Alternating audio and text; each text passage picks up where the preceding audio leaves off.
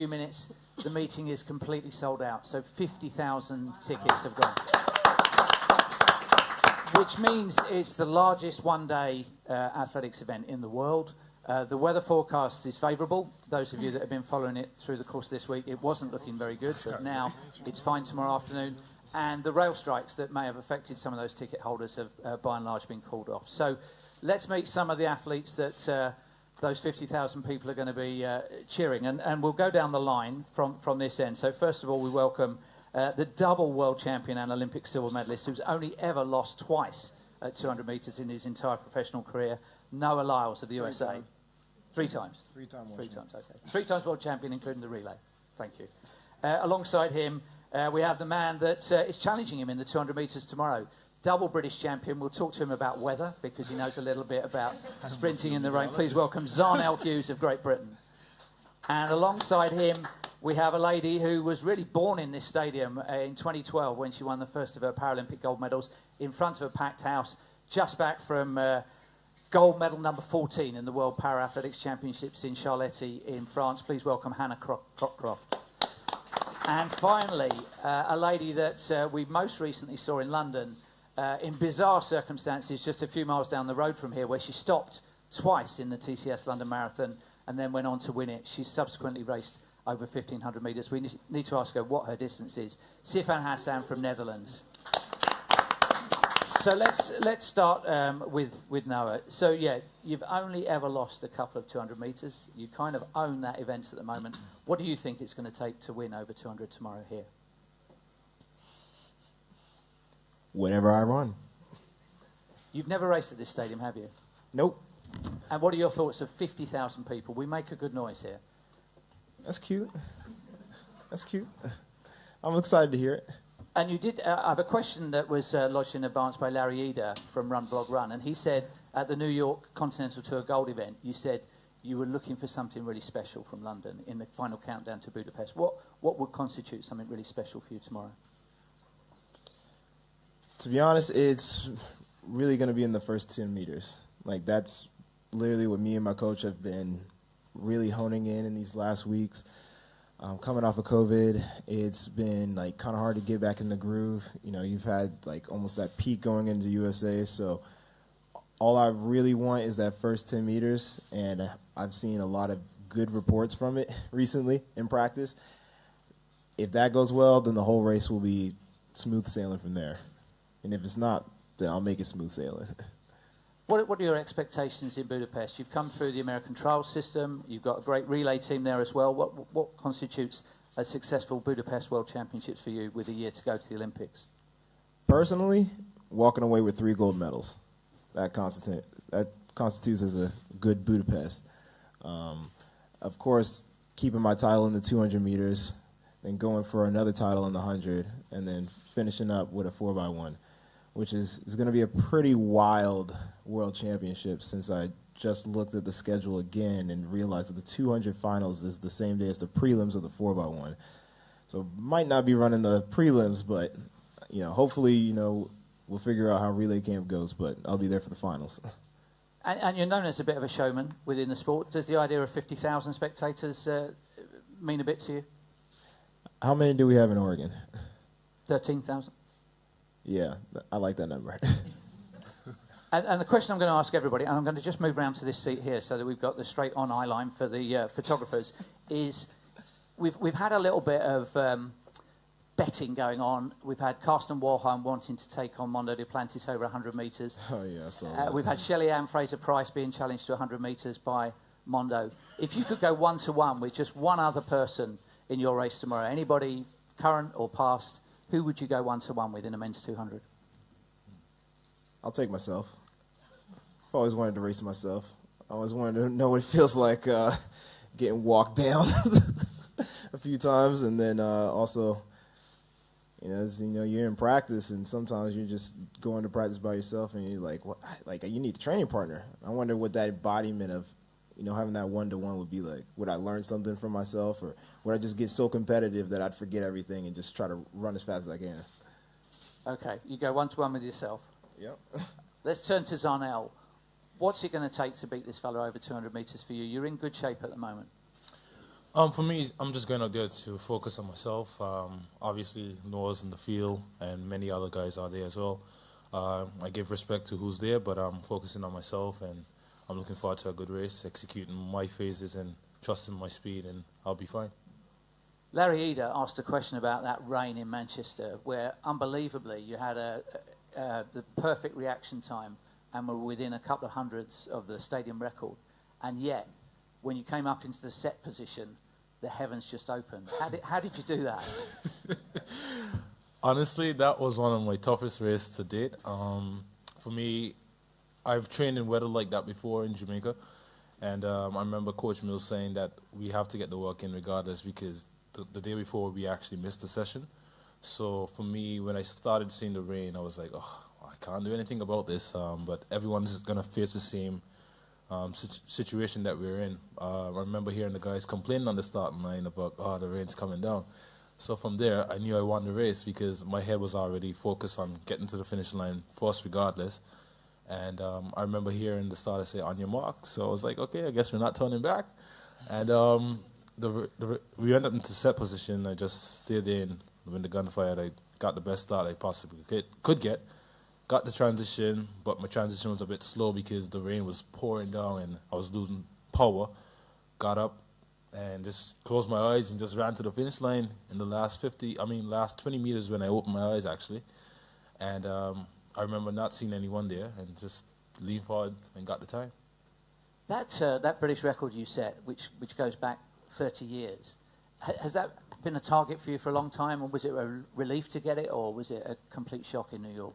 Well, it was something that was always been on the board for me, and for me this season, it's something that I put on my vision board that I wanted to take down. And you know, I wasn't going into the race thinking of breaking the British record. I just wanted to go out there and run fast. And when the time came, obviously I was super elated, but I was hoping that the win was legal, because there are many times when you run fast and then you check the win, it's like, oh, it's over the limit.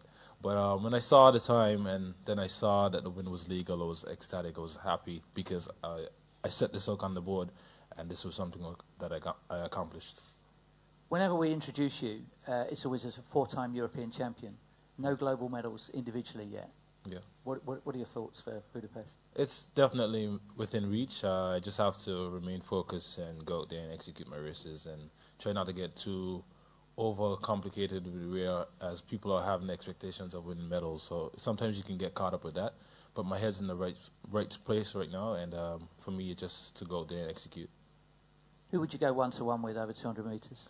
I actually thought about it. I would like to race Tyson Gay, because I've looked up to Tyson and Johan and those guys back in the days, and I would actually like to see what I can do over the 200 meters with Tyson Gay. Very good. Yeah. Let's turn to Hannah Cockroft. 50,000 people, but you've competed in this stadium with 50,000 people. That's nothing new for you, is it? So it was a long time ago, though. Yeah, 80,000 at London 2012, and still my biggest ever crowd. So I think if all 50,000 turn out tomorrow, that'll be my second biggest crowd ever, which is kind of terrifying, actually. I got back from World Championships like 3 days ago, so this was supposed to be a bit of fun, and now it's getting a bit serious. Well, and on that subject, the world record is yours. It will take a bit of beating, but 50,000 people could help. What will it need from you? You know what? Tomorrow's a massive opportunity. It's a mixed class race, so it's not just myself. There's Sammy Kinghorn, who's world champion in the T53 class. There's only me and one other girl from my class, and then there's Eden Rainbow Cooper as well, who came, I think, 5th in the 54 girls. So for me, that's a massive opportunity to step up and race against the quicker girls. You know, I raced with them last in February, and I did a 1:44.800, which is until Sammy broke it in May, it was the quickest any British woman had ever gone. So tomorrow is a really big opportunity for us to work together, I hope, and try and go quick and have a bit of fun while we're there. And is it like Noah said, the start is crucial?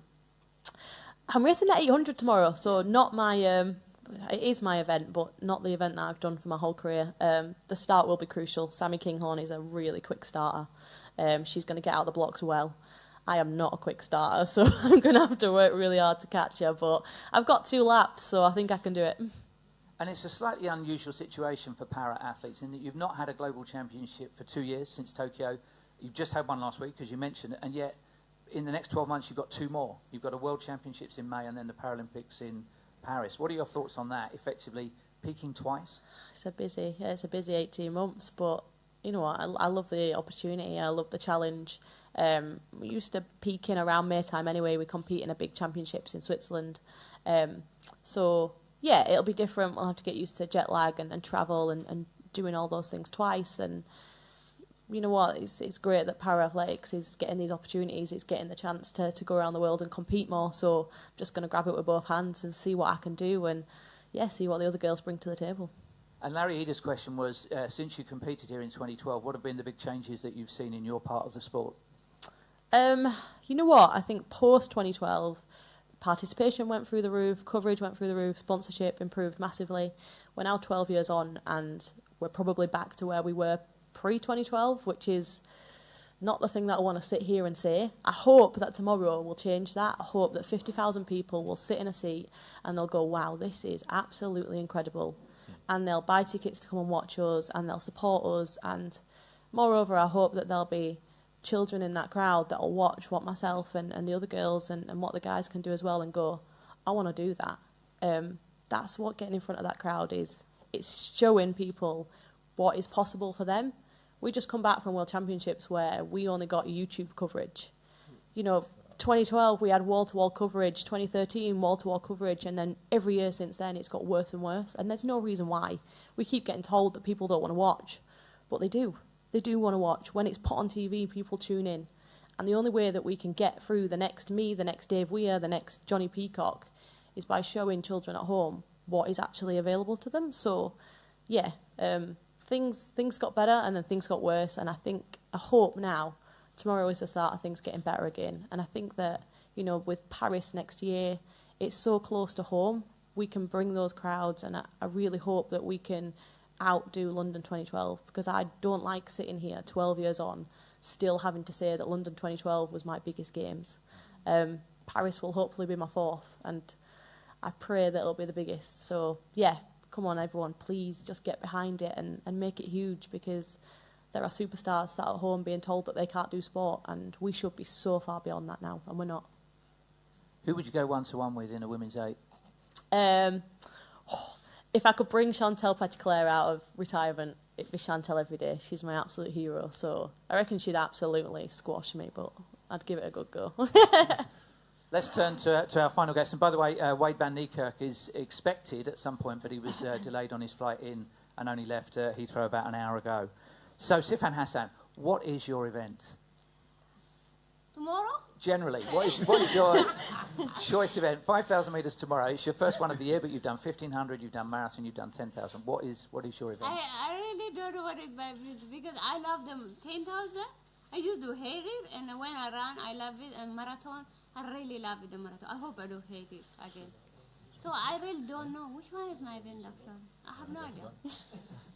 What happened in the London Marathon? It would have been on the Isle of Dogs circuit, which is only a couple of miles from here, and you stopped twice. Were you thinking at that point, I'm done, my race is run? Yeah, seriously, I thought 110% I'm not gonna finish, but I was when I get really experience, like, because I did a half marathon. I really like the half marathon. So it was like it was the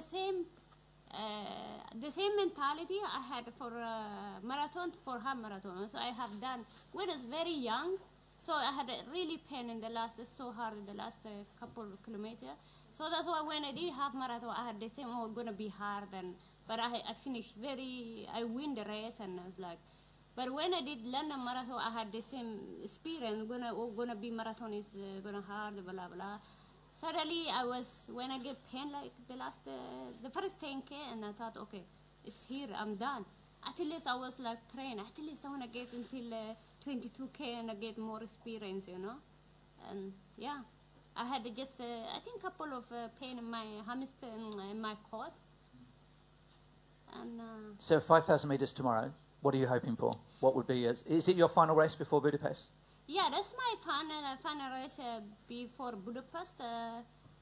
I'm in good shape. I don't know which distances, and I will do my best. And I run good race. I think we have a lot of good female, like Gaddafi here, a couple of Kenyan here, and I just to see how how good I am. I want to check out also my speed, and I want to see also my endurance. So. Somebody looked at the timetable for Paris and said, with you in mind, it is possible to do the women's 1500, the women's 5000, the women's 10, and the women's marathon. My goodness. How mad would you have to be to do all 5? I think I have to train every single day from tomorrow on until the London, until Paris Olympic. No skipping to do that. Who would you like to go one-to-one with in a 5,000 metres? I would love to. Let me think. Oh my God. Just say. Sebco. Sebco and Steph Curry. I think I can beat them. You think I do? Well, Sebco, his prime, would have been around about 14 minutes for 5,000 metres. So do you reckon that would have been... Steve have like 13:28, but now they have to work hard to beat me. So if I go with them, and I will choose them, I think. It's fun, and they're going to block the windows. Very nice. All right, well, we wish all of you the best tomorrow. Now, it's questions from the floor. So I'll just come up here so I can see you. We've got a couple of minutes. Who wants to go first? We've got a roving mic, by the way, that we brought to you, and that's so that people can hear the questions on the live stream. We'll start down here, Liz, so you've got the furthest distance to come down at the front here.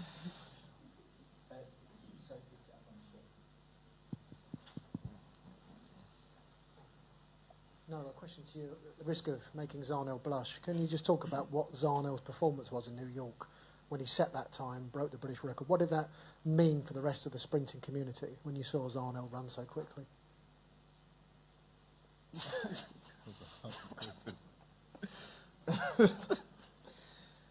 I feel like I'm being asked if Fred Curley sends you a message to Marcel Jacobs again, being told talk about somebody else. To me, it's just another person on the map to race against. Point blank. Was Zharnel always in the conversation, you think, for the medals and the championship? No. But he is now. He is now. Yeah. And that's all that matters. Yeah. Another person to beat. Yeah. Yes, who's next? Are we done? Mark, yeah. Zharnel, I wondered if the British 200-metre record is also in your sights. If you've been thinking of that, because you've been quite unlucky with the wind on that in Manchester and other times. Is that a big target for you tomorrow? Tomorrow is execute my race. It's not going out there to break the British record. If it comes, it comes. But it's something that's on the board, and if tomorrow it comes, and I'm happy for it. What is the British record? 1994. Oh, we can get that. Why are you being so modest, man? You never know. The wind might pick up. No, the forget wind the might wind. come again. No, bro, you just ran in the rain, man. In a hurricane. We can get that. Most definitely. Can I also ask Sifan, has the marathon training, do you think, helped your track in terms of strength?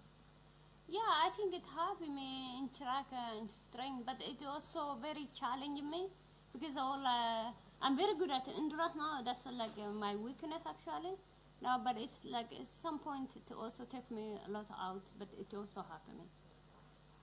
It's hard to track and marathon, track and marathon. It's like total different things. It's really challenging. Any more? Okay, thank you very much. We will see you amongst 50,000 other people, and good luck to everybody on the top table for tomorrow. Thanks a lot. Thank you.